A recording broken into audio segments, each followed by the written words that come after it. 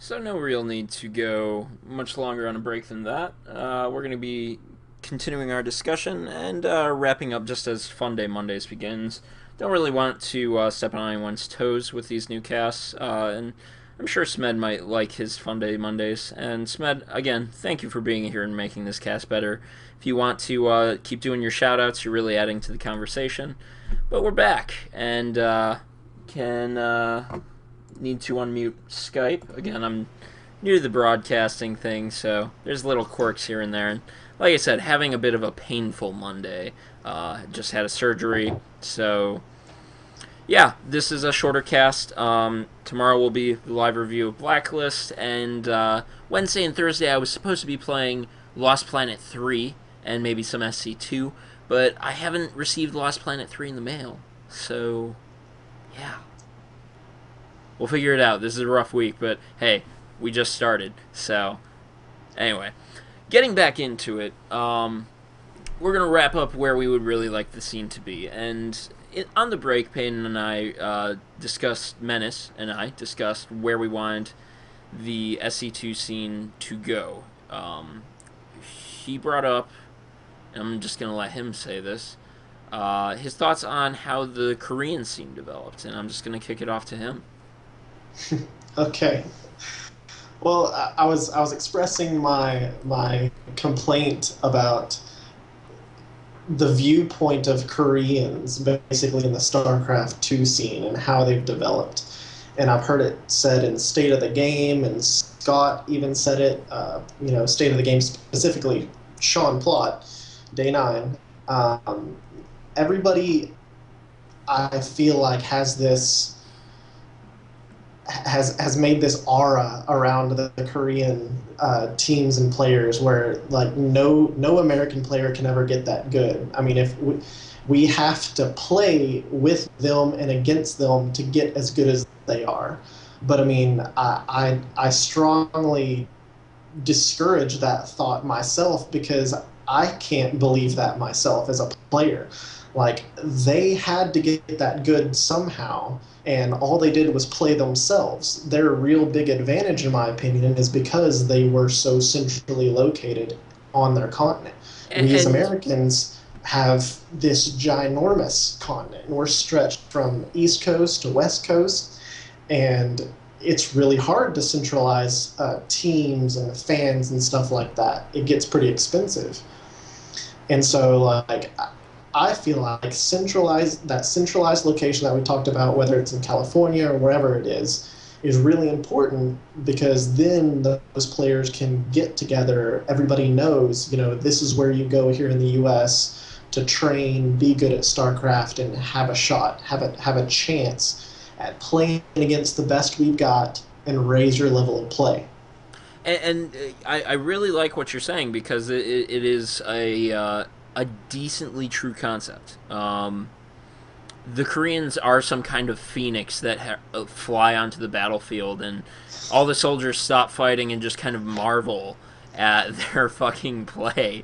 And there's a reason for that. It is because they are the best. They do have the best mechanics. They do have the best play. They are the most solid in play styles, and they can pull off this crazy shit that you really don't see European or North American players doing.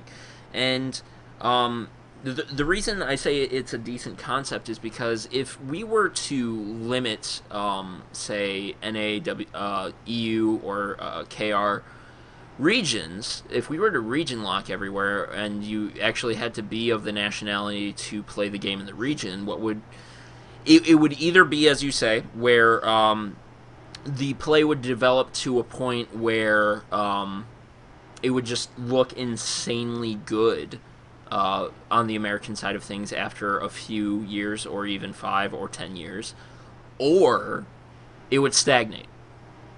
It could get to a point where it's just like, oh, well, this is the best kind of play. Everyone just needs to kind of mimic that. And that might still be a step or two below the Korean style of play. And the thing is, they're already pros, so everything is judged on them. And that might be a fault of the scene or the community. I'm not really expert enough. I'm not an expert at all. I really don't feel like I have the perspective in this area to say that we've held the Koreans up too high. Now we have to tear their fucking statue down.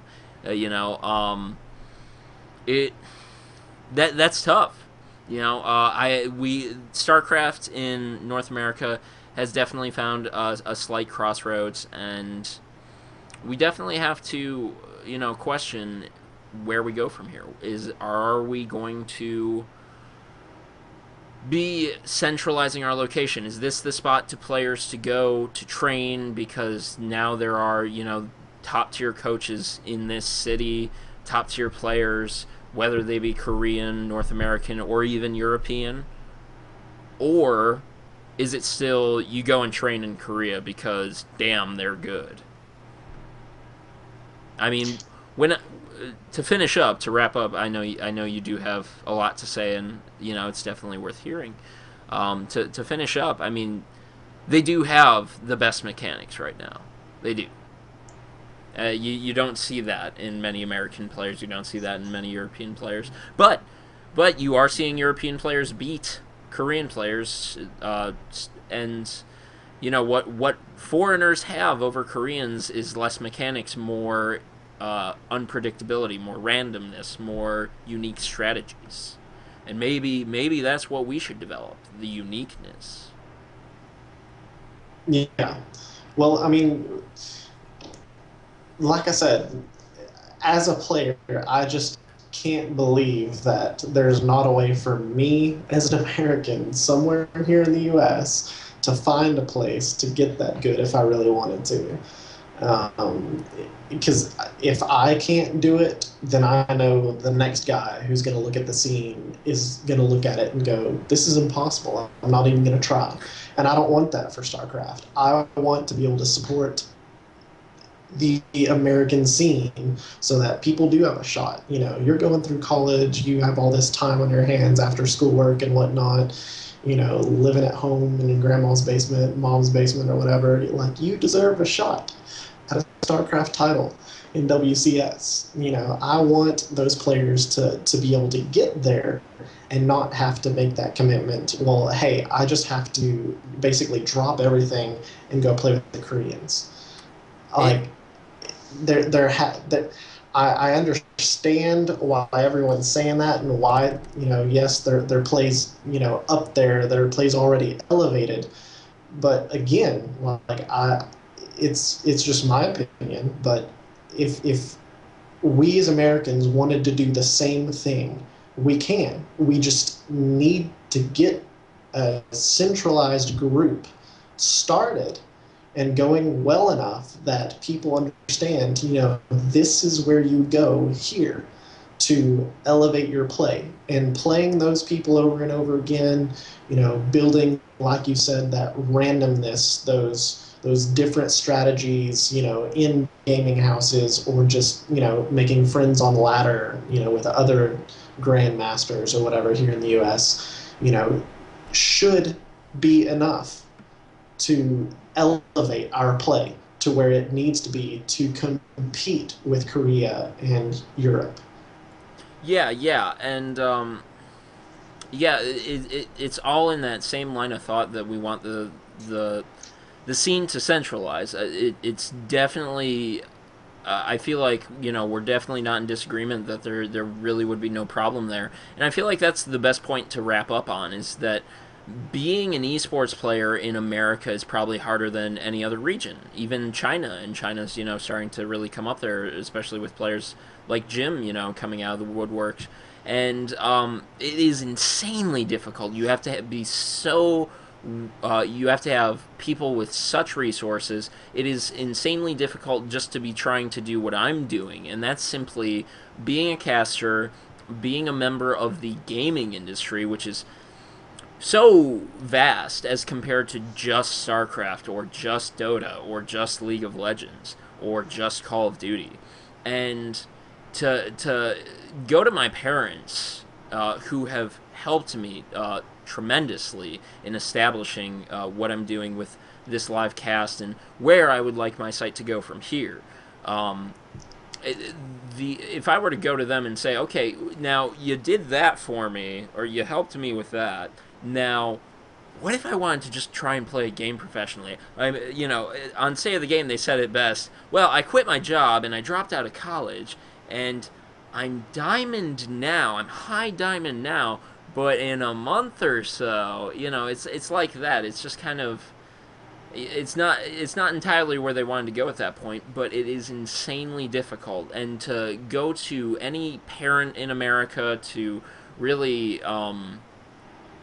to really just try that, it's we're not there yet. Not as only a nation, but unfortunately, it's difficult.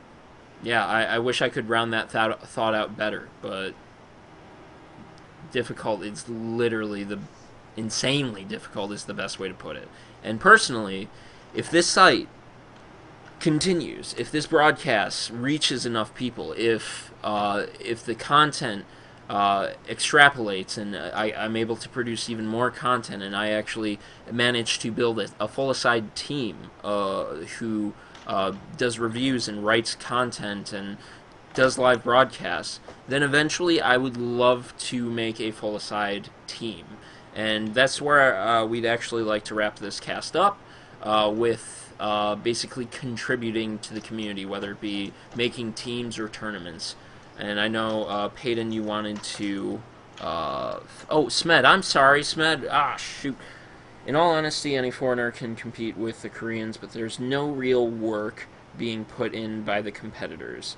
There's not many, if any, full-time gamers, and Korea just keeps getting better due to the infrastructure they've always had to support pro gamers. Smed makes a really good point that also kind of is affected by the American mentality. Not as many Americans as there were Koreans were willing to just eat ramen for years at a time, and that's not an embellishment. You can look to the casts or the videos of Artosis and Tastosis. They ate ramen. They lived by the bare minimum for so long, and I feel like that is part of the problem. Is that to establish their scene, to establish their infrastructure, they sacrificed a lot. They did not live lives of luxury, and I don't know if there's enough Americans who can do that. And I feel like it comes down to the bigger contributors, the people who are willing to establish teams and give and give. And Menace responded in chat with tournaments, and Menace, I'll go ahead and let you kind of pick this up here if you want to read Smed's comment and just kind of really pick up with him on this conversation. Well, we were talking about starting a tournament, or helping fund a tournament if someone wants to throw that idea out there. But at this point, there's really no stepping stair, in my opinion, in the North American scene to get to. I mean, everybody always says just invited to DreamHack. That's the goal right now. You have to get noticed either on the ladder or, pay your way to go to some tournament if you can even get invited to it as a grandmaster. To get noticed and then get sponsors, get on a team, but DreamHack is always that one goal. And just every other sport that's out there, esports is maybe a little different, but every other sport has little stair step, leagues or tournaments, if you will, to get to that point. And I just wonder if we as a community couldn't help fund some of those low-level tournaments to build up to a DreamHack for some of these competitors, for some of these pro gamers. Maybe help pay some of their bills, like you said, help them eat while they're working on practicing doing their schoolwork and everything else. Yeah, yeah, and again, kind of touching on what I said to Smed's comment, and I just want to touch on his last comment and see if there's anything else he'd like to add to the conversation. Um, he feels like it's not just tournaments, even though, NA tournaments promote players to not practice, which is always a huge issue. Me and my friends have as decently mid-level players, is what he said. And yeah, I do feel like, there isn't as much room for the mid-level players, and that is also something I would like to contribute to myself. But again, a lot of it comes down to these eventualities. This idea of we'll practice together. That is, and as I mentioned before, I'd like to see more team play, more team tournaments. And I feel, as a broadcaster, if I ever found myself very established and calling broadcasting and just managing Fullicide.net my job, then yes, I would like to make Fullicide.net also a place where we broadcast live tournaments. Not only singles tournaments, 1v1s, but also 2v2s, where players can, who are at a mid-level but perform well as a team, can also compete. Because if the game is balanced at a pro level, but that doesn't necessarily make things balanced at all levels. And sometimes lower level team games can account for things that aren't, necessarily balanced. How those team games would be established, I can't say yet. It's just a matter of time, but it really does come down to this idea of contribution, as Menace and I really are on the same wavelength in different ways about. I want to form a team someday down the road. It would be wonderful if to form the first esports bar. That would just be insane to set something like that up. It would also be cool to run tournaments, as Menace has said. And if someone can find the funding and is passionate about the game, then yeah, they have to contribute. And if someone is passionate about becoming a better player, then they have to give things up. Just as we do in college sometimes when we want to drink but don't have the money to then eat, sometimes you got to pick one over the other. And that's a terrible comparison because that's still they're both still luxuries. But the idea of balance comes into play. You need to say, all right, well, I really just want to improve my game, so I have to sacrifice time elsewhere. This also means not making a lot of money elsewhere, because it basically means not having a job. Because if you really want to get better, I'm not to say you can't have a job. Like I said, I've been having a rough day. Smed basically comments with, like, if people want to fund people that they enjoy watching, it's already possible through donations or hopefully more tip jar-based tournaments in the NA scene, like Total Biscuit has done. Total Biscuit does Shoutcraft, wonderful tournament that he and Jenna Bain put on together.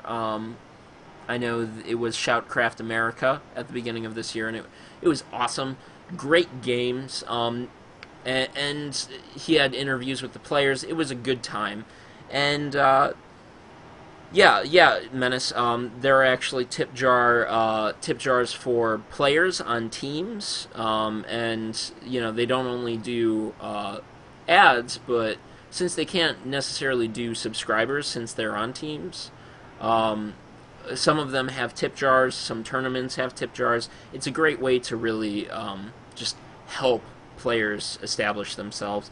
And the original Shoutcraft, where it was a set prize pool, as Smed says, was just a great example.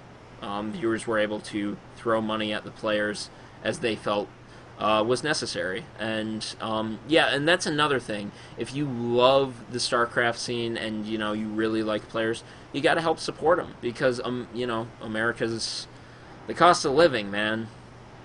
Yeah, paying for gas is expensive, and that just sounds like common sense. But in Europe, in Korea, they don't have expenses like that because most of the time, with how compact, condensed, with how the areas are set up, with how the cities are built, with how living is set up, um, you can just walk places. You can just you don't live like people do in America. The standard of living is just different here, and that is, I feel, another barrier that either players who want to be better players, be pro players, need to overcome, or people who are passionate about the community and it growing need to overcome. So that was basically, I feel like, well-rounded, long-winded enough wrap up for myself. As far as shout outs for this episode go, Smed, you're the man. You've actually made this episode better. I thank you for the follow. If you got anyone who likes watching live casts, likes watching live analysis, hell, if you just want to watch us do this again, we'll do it just for you. But tell your friends, tell your family, tell everyone. No, I'm not gonna do that. I'm not gonna go there. So that's about it for me. If anyone else who is watching wants to give a follow or just wants to check out the website, go to www.fullicide.net. All right, I'm glad to hear that, Smed. And Menace, if you got any shout-outs you want to give or just kind of wrap up, go ahead, man. Now's the time. Not What's really, up, just a selfish plug. Y'all can follow me or add me on StarCraft 2 as Menace on the North American server, and let's get some games in, and I'll play with you. All right, yeah. Menace can, like myself, at the lowest echelons of the game. It's frustrating. It's easy to get frustrated at yourself. I get frustrated at myself. Menace has seen it. Menace gets frustrated at himself. I've seen it, and yeah. Friend code. I'll go ahead and type in my friend code. I'm 419 under chaos. Oh my god, I can't spell chaos. SD. And Menace, if you want to type yours in there. Drop is an awesome player as well. He's a great, I've been playing Dota with him, but he also loves the SC2 community. Drop, I'm glad you could make it. Drop, did you have any questions or comments you wanted to throw out before we go ahead and close out this cast?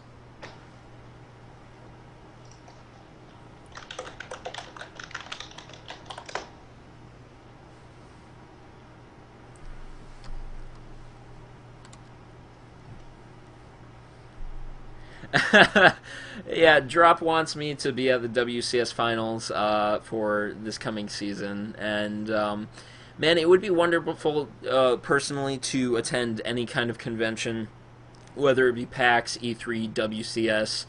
Hell, I'd even go to LCS just to check out the great play on the League of Legends side. I know the International has already passed us for the Dota scene, and yeah, personally, I have been following a lot of people all over this gaming industry, and I'm just gonna go ahead and click off this scene real quick.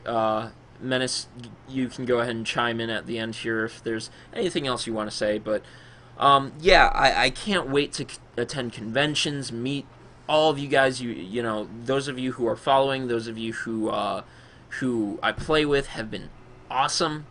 But I understand the takeaway, what it means to go to these conventions, and I have plans for when I go to these conventions to make them more viewer inclusive. But I have to get there. You have to be established in yourself. And I've sunk so much money into this already that I want to make it work first. I want you guys to know that this cast will be here for at least a year, while I determine if it is a viable job for myself or not. And yeah, from there, who knows? Hopefully, yeah, there will be more Fullicide.net, more Fullicide live casts, and just more community. More great gaming community. So yeah, man, I'm sorry I can't attend. I'm just sorry I can't go in general. But you gotta be there. You have to be well enough in yourself, your job, what you do, and just financials that you can say I can go to this. Otherwise, it hurts you, and I won't do that. Not yet. I won't hurt this. So because I know there are people who already like what I'm doing and hope for more from it. So anything else, bud? I think I've wrapped it up pretty much. If you want to add me on StarCraft 2, though, my character code's 507. And that's under Menace, just spelled Menace. So, yeah, him and I will be playing. We might even get some play in this week. I haven't talked to him about that yet. But maybe even over the weekend as well. I'm thinking about doing a weekend stream, especially if I get Lost Planet 3 in by the end of the week. So, that'll wrap this cast up. Gonna go ahead and mute Skype. Menace, thanks for being on. Go ahead and say your goodbye. All right. See you guys. Thanks for showing up. Thanks, Medley. Thanks, Drop Loads. Thanks for being here, man, and thanks for making this show much, much better. All right, so that'll wrap this cast up. I'm Fullicide SD, and if you guys like what we had to do today, drop and Smed, and to anyone who will be watching in the archives. I know I didn't get any YouTube videos up this weekend. There was a lot more to be done than I expected to get done this weekend, and basically it came down to deciding to wait on the archives until there's more videos. So this video will be in the archives. If you like this video, go ahead and give it a like. Go ahead and give me a subscribe. Give me a comment. I'm going to read your comments because your comments are important, just like the comments have been in the chat for this broadcast. So, as I said, I'm Fullicide SD. If you want to see more, go ahead and give us a shout out. We'll be here as long as we can be, because we're here to have fun. This is what we love. This is what we do. Have a good night.